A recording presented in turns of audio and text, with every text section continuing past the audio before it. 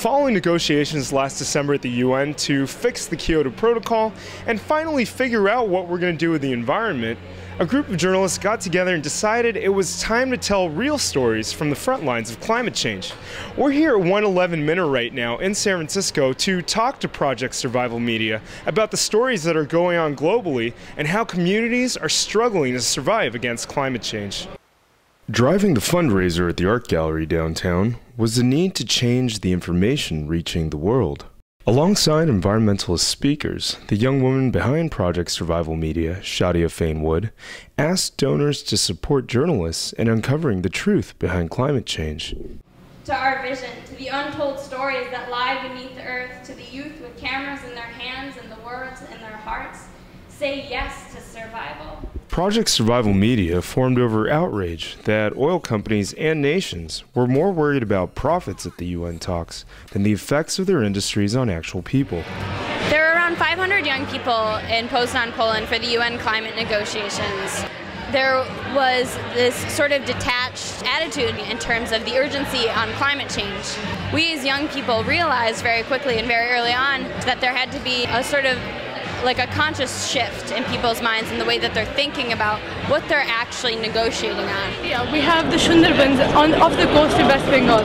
The people there are working in salty water day by day up to here. They've been drinking saline water for the past 1.5 years.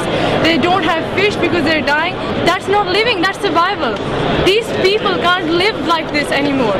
And the treaty that we're working towards at the moment doesn't safeguard their future. In the very basic sense is that there are Pacific Island nations that will not exist in 10, 20 years if we do not curb our emissions. You'll see that, when healthcare providers are having, hundreds of refugees that they have to take care of all of a sudden, and they're climate refugees.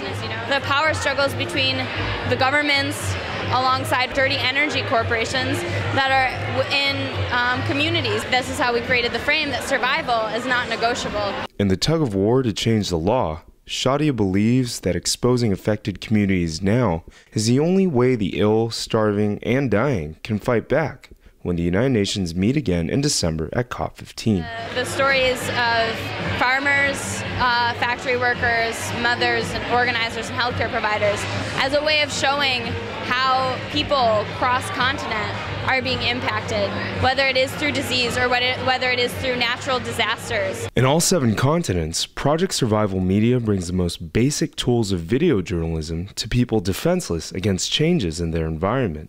We're changing the structure of journalism by bringing the cameras and the equipment to the people, to young people that generally you were supposed to have a degree in order to operate this equipment. And you can uncover some of the most amazing stories and most compelling stories that the climate crisis has.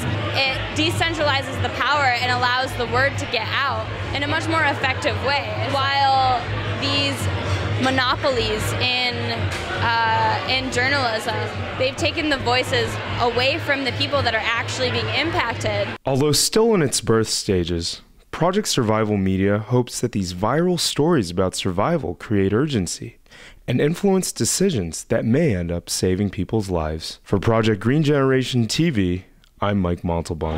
We're working in our countries over the next year to make sure that every one of our governments come back to Copenhagen ready to commit to the sort of climate justice and the sort of equitable, just, binding policies that this world needs. We will not wait 1 second longer. We will build that political power, and we will come back here and we will